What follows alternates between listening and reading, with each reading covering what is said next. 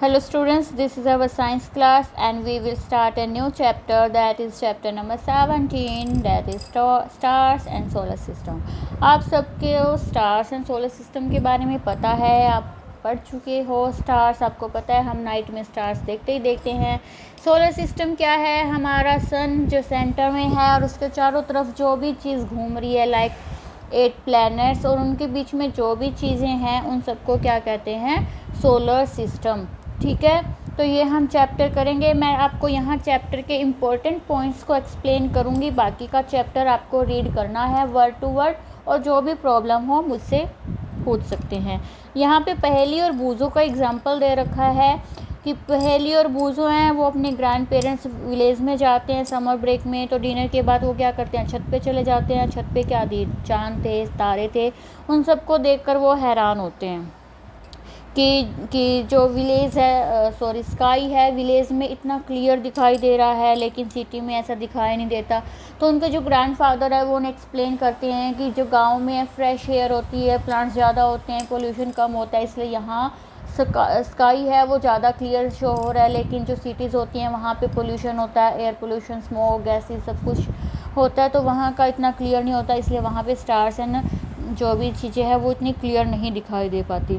ठीक है, उसके बाद उन्होंने क्या, आपने भी देखा होगा कि जो तारे हैं वो हमें टिमटिमाते हुए दिखाई देते हैं, ट्विंकल करते हुए दिखाई देते हैं। देखिए, the moon is the brightest object in the night sky. जब हम रात को स्काई देखते हैं तो जो मून है वो सबसे चमकीला ऑब्जेक्ट होता है। The star and planets and the moon and many other object in the sky are called celestial objects. जो भी स्काई में ऑब्जेक्ट्स हैं, लाइक बहुत पत्थर, रॉक्स के पार्ट्स घूम रहे होंगे, जो भी वहाँ घूम रहा है, स्टार्स हैं, प्लैनेट्स हैं, ठीक है, वो उन सबको क्या कहते हैं? सेलेशियल ऑब्जेक्ट्स कहते हैं, जो भी स्काई में घूम रहे हैं। ठीक है, the study of celestial objects and associated phenomena is called astronomy. और जो वो उनकी स्टडी, जो सेलेशियल ऑब्जेक्ट्स घूम रहे हैं स्काई में, और उनकी स्टडी को क्या कहते हैं? Astronomy. In ancient India our essential perform, जो हमारे पूर्वज थे वो क्या करते थे? मैथडिकल ऑब्जर्वेशन करते थे। वो मतलब स्टार्स जैसे आपको पता है स्पेशल स्ट्रक्चर लिए होते हैं, जैसे सप्तऋषि है, वो क्या करते थे? उनको देखकर, या फिर पोल स्टार है, उनको देखकर वो टाइम का पता लगा लेते थे कि ये टाइम हुआ होगा। ठीक है, अब भी हमारे पुराने टाइम वाले लोग करते होंगे, आप उनसे पूछ के देखना। अब हम पढ़ते हैं मून के बारे में। मून क्या है? मून को आप देख सकते हो कई रात तक वो क्या करता है? घटता बढ़ता रहता है ना। कभी साइज़ जैसे बिल्कुल पतला सा है, फिर थोड़ा मोटा हो जाता है, फिर ज़्यादा हो जाता है, फिर वो पूरा भी हो जाता है। तो जब पूरा मून होता है तो उसको क्या बोलते हैं? Full moon. ठीक है, और जो वेरियस शेप्स होती हैं, the day on which the whole disc of moon is visible is known as full moon day, जिसे हम पूर्णिमा बोलते हैं। जिस दिन पूरा चांद दिखाई देता है उसको क्या कहते हैं? मून डे कहते हैं। ठीक है, और हर नाइट क्या है? मून का ब्राइटर जो पार्ट है, चमकीला पार्ट है, वो कभी पतला होता है, कभी मोटा होता है। हर 15 दिन के बाद है मून दिखाई नहीं देता, उसको न्यू मून डे बोलते हैं। जो अमावस वाली रात है, आपको पता होगा अमावस की रात को चांद दिखाई नहीं देता, उसको बोलते हैं न्यू मून डे। ठीक है, तो नेक्स्ट डे क्या होगा? थोड़ा सा चांद दिखाई देगा, उसके बाद वो बढ़ता रहेगा। ठीक है, तो उसकी शेप को अलग अलग नेम भी होते हैं, क्रिसेंट मून, गिब्बस मून, ऐसे अलग अलग शेप्स के नेम भी होते हैं। तो यहाँ देखिए डेफिनेशन आ रही है, ये आपको लर्न भी करनी है। The various shapes of the bright part of moon as seen during a month are called phases of moon. जो चांद घटता बढ़ता, उसकी जो शेप्स हैं, घटती बढ़ती हुई शेप्स, उसको क्या कहते हैं?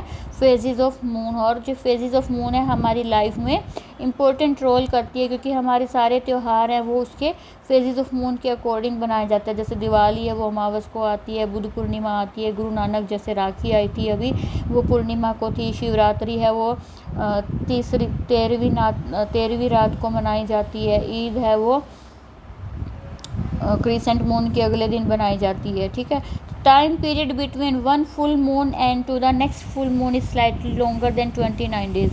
तो एक जो पूर्णिमा से अगली पूर्णिमा के बीच के दिन है वो 29 दिन से थोड़ा सा बड़ा होता है। ठीक है, उसको एक महीना, जैसे हमारे जो पुराने बूढ़े बुजुर्ग लोग हैं वो तो इसी तरह से महीना कहते हैं, जैसे सावन भादवा ऐसे आ गया, ऐसे बनाते हैं ना। वो कब से स्टार्ट होता है? पूर्णिमा आते ही नेक्स्ट मंथ स्टार्ट हो जाता है। ठीक है, तो मून अपनी शेप चेंज करता है, इसका रीज़न मैं आपको यहीं बता देती हूँ। देखिए, मान लो ये सन है, ये अर्थ है, ठीक है, और अर्थ के चारों तरफ मून घूम रहा है, ऐसे मून घूम रहा है अलग अलग पोजीशन पे। तो जब सन रेज जाती हैं, जब देखिए जब मून बिल्कुल पीछे है तो क्या होगा, मून दिखाई नहीं दे रहा, वो अमावस हो जाएगी। यहाँ आया उसकी थोड़ी सी, जितने पार्ट पे सन लाइट गिर रही है उतना दिखाई देगा। यहाँ आ गया वो ज़्यादा पार्ट पे लाइट गिर रही है। जब बिल्कुल सामने आ गया तो पूर्णिमा आ गई, पूरे चाँद पे लाइट गिर रही है। ठीक है, इस तरह से उसकी जितने पार्ट पे लाइट गिरती है सनलाइट, उतना पार्ट हमें दिखाई देता है और हमें वैसे ही शेप दिखाई देती है और हमें लगता है कि चाँद छोटा बड़ा हो रहा है। ठीक है, ये देखिए यहाँ पे भी दिखा रखा है, जैसे इतने पार्ट पे गिर रही है तो इतना दिखाई दे रहा है, यहाँ पीछे आ जाएगा दिखाई नहीं देगा तो वो अमावस हो जाएगी, आगे आएगा सारे पे गिर रही है तो वो पूर्णिमा हो जाएगी। ठीक है, ये आप रीड करना चैप्टर, मैंने आपको एक्सप्लेन कर दिया है। ये देखिए इस तरह से होता है जब यहाँ सन है। ठीक है, कहाँ कितना पार्ट दिखाई दे रहा है वो आप देख लो, अब दिखाई दे रहा है ना।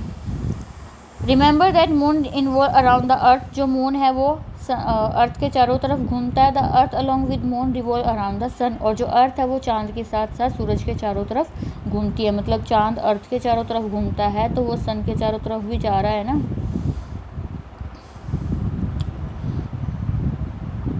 जो इल्यूमिनेटेड मतलब जो उसका ब्राइटर पार्ट होता है वो डेली बढ़ता जाता है। ठीक है, क्योंकि और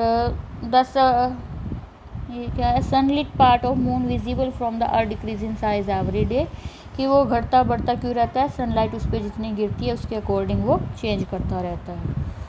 मून का सरफेस कैसा है ये हम नेक्स्ट वीडियो में करेंगे।